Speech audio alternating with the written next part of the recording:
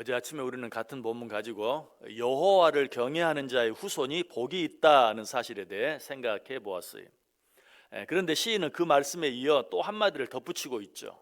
그것은 정직한 자들의 후손에게 복이 있다는 것이에요. 자, 여기에서 말하는 정직한 자는 어떤 자일까요?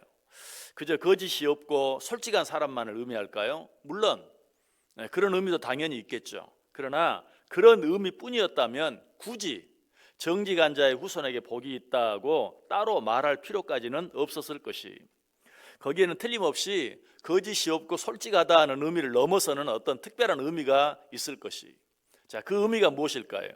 우리는 이미 1절을 통해서 여호와를 경외하는 자라는 말과 계명을 지키는 자라는 말이 서로 대꾸를 이루는, 그래서 서로 같은 의미를 가진 말이라는 사실을 생각해 보았죠. 정직한 자라는 말도 마찬가지입니다. 2절에 나타난 정직한 자라는 표현 역시 1절에 나타난 여호와를 경외하며 그 계명을 즐거워하는 자는 말과 대꾸를 이루어요. 자, 1절 2절 다시 한번 읽어볼게요. 할렐루야, 여호와를 경외하며 그의 계명을 크게 즐거워하는 자는 복이 있도다. 그의 후손이 땅에서 강성하며 정직한 자들의 후손에게 복이 있으리로다. 무슨 말입니까? 본문이 말하는 정직한 자란 단순히 거짓이 없이 솔직한 사람만을 말하는 것이 아니라 여호와를 경외하며 그 계명을 크게 즐거워하는 자, 바로 그 자를 말해요. 그 증거가 있어요. 우리 성경 한번 같이 읽어볼까요? 야고보서 1장 22절 말씀 같이 읽습니다. 너희는 말씀을 행하는 자가 되고 듣기만 하여 자신을 속이는 자가 되지 말라. 자, 여기서 야고보 기자는 하나님의 말씀을 듣기만 하고 행하지 않는 자를 어떤 자라고 말해요? 자기를 속이는 자, 곧 거짓말하는 자다라고 말하고 있어요. 그러므로 이 말을 바꾸면 어떻게 됩니까? 말씀을 듣고 그대로 행하는 자, 즉 계명을 듣고 지키는 자는 정직한 자, 계명을 듣고도 지키지 않는 자는 자기를 속이는 자, 즉 거짓말하는 자가 되는 것이죠.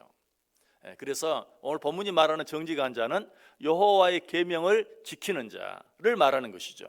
자, 또 한 가지 증거를 들어볼게요. 잠언 16장 17절 말씀 역시 같이 읽습니다. 악을 떠나는 것은 정직한 사람의 대로이니 자기의 길을 지키는 자는 자기의 영혼을 보존하느니라. 자, 여기서 솔로몬은 악을 떠나는 것이 정직한 사람의 대로다라고 말하고 있어요.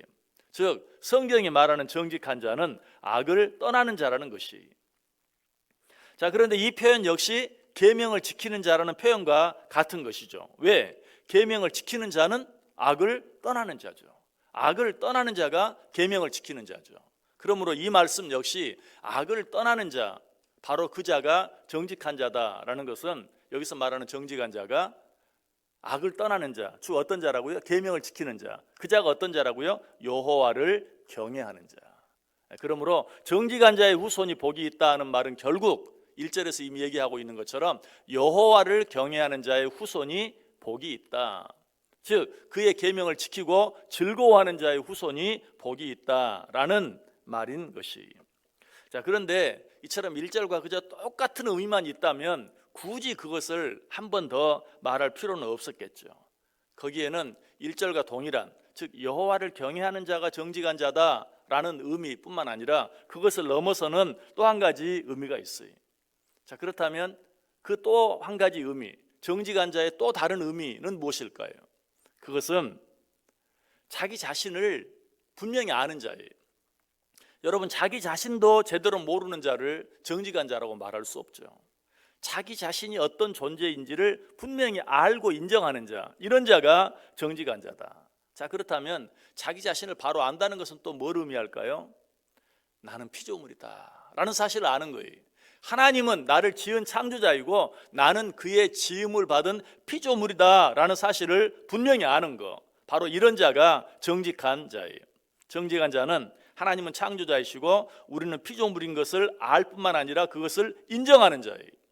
무엇보다도 지식적으로만 그 사실을 인정하는 것이 아니라 삶을 통해서 그 사실을 인정하는 자, 즉 우리 자신이 피조물임을 인정하고 피조물처럼 사는 자, 이런 자가 정직한 자예요. 자, 그럼 피조물처럼 산다는 것은 또 뭘 말할까요? 피조물처럼 산다는 것은 자신의 한계를 인정하고 겸손하게 사는 것이. 많은 사람들이 이 사실을 인정은 해요. 그런데 문제는 자기가 피조물임을 인정하고 창조자를 섬기며 사는 것이 아니라 자기보다 좀 더 나은 또 다른 피조물을 섬기며 사는 경우가 많아요. 이것은 진정으로 피조물처럼 사는 것이 아니죠. 피조물처럼 산다는 것은 다른 피조물을 의지하고 바라보며 사는 것이 아니라 유일한 창조자이신 하나님만 의지하면서 오직 그의 눈을 의식하고 오직 그만을 경외하며 사는 것을 말해요. 이런 자가 정직한 자고 이런 자의 후손에게 복이 있을 수밖에 없다. 왜냐하면 그런 사람은 그들의 후손을 사람들 앞에서 키우는 것이 아니라 하나님 앞에서 키우기 때문에 그렇죠. 또 그런 사람은 그들의 후손을 세상의 지식으로만 키우는 것이 아니라 하나님의 말씀으로 키우기 때문에 그래요. 무엇보다도 그런 사람은 자기의 자녀가 자신의 자녀이기 이전에 하나님의 자녀임을 인정하기 때문에 그래요. 역시 성경을 통해서 이 사실을 한번 확인해 보겠습니다. 시편 127편 3절 말씀 같이 읽습니다. 보라, 자식들은 여호와의 기업이요 태의 열매는 그의 상급이로다. 자, 자식들은 누구의 기업이라고요? 내 기업이 아니고 여호와의 기업이다. 여러분, 자식이 내 것이 아니라는 가장 확실한 증거는 자식은 내 마음대로 되지 않는다는 것이죠. 내 마음대로 되지 않는 것은 결코 내 것이라고 말할 수 없어요. 그래서 정직한 자는 절대로 남의 것을 내 마음대로 하지 않아요. 남의 것을 내 뜻대로 하지 않아요. 정직한 자는 남의 것은 그것의 주인에게 반드시 묻고 허락을 받은 후에 무엇인가를 하고 또 무엇인가를 사용해요. 진정으로 우리 자녀가 내 것이 아니고 누구의 것? 여호와의 기업, 하나님의 것이라는 것을 인정하는 자들은 하나님께 묻고 하나님의 뜻을 구하고 하나님을 위하여 그 자녀를 양육할 수밖에 없어요. 그러므로 오늘 본문이 말하는 정직한 자, 어떤 자라고요? 여호와를 경외하는 자. 나는 피조물이고 하나님의 창조자라는 것, 내가 가진 모든 것이 내 것이 아니고 하나님의 것이라는 것을 인정하는 정직한 자의 후손은 잘 될 수밖에 없죠. 왜? 내 후손도 내 것이 아니다, 내 자녀도 내 것이 아니다, 하나님의 것이다 라는 사실을 인정하기 때문에, 그래서 하나님 앞에서 키우고 하나님의 말씀대로 키우고 하나님의 뜻대로 키우고 하나님을 위해서 키우기 때문에 그 후손들이 잘 되겠어요, 되지 않겠어요? 잘 될 수밖에 없다는 것이, 정직한 자의 후손, 여호와를 경외하는 자의 후손이 잘 될 수밖에 없는 것은 그것이 하나님의 약속이기 때문에 그래요. 세상의 어떤 세력도 이 하나님의 축복을 빼앗을 수 없어요. 이 사실에 대해서 발람이 아주 잘 말해주고 있어요. 역시 우리 성경을 한번 같이 읽어보겠습니다. 민수기 23장 20절 말씀 같이 읽습니다. 내가 축복할 것을 받았으니 그가 주신 복을 내가 돌이키지 않으리라. 아멘. 여러분, 하나님이 약속하신 축복은 절대로 중간에 없어지지 않아요. 사라지지 않아요. 하나님은 한 번 하신 약속은 반드시 지켜요. 오늘 본문에서 뭐라고 말하고 있어요? 정직한 자의 후손은 복이 있을 것이다. 어떤 자가 정직한 자라고요? 나는 피조물입니다. 하나님이 창조자이십니다. 무슨 말이? 내가 가진 모든 것 내 것이 아닙니다. 하나님의 것입니다. 무엇까지도? 내 자녀까지도.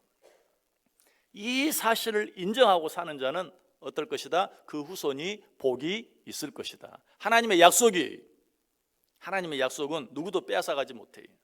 하나님의 약속은 누구도 돌이키지 못해요. 다시 한번, 우리의 자녀들이 어리든지 그렇지 않든지 우리의 자녀들이 내 것이 아니요 하나님의 것이라는 사실을 인정하고 온전히 하나님께 맡겨드림으로 말미암아서 우리 후손들이 복을 받는, 하나님이 약속하신 돌이킬 수 없는 축복을 받아 누리는 저와 여러분, 또 우리의 후손들 다 될 수 있기를 주님의 이름으로 간절히 축원합니다.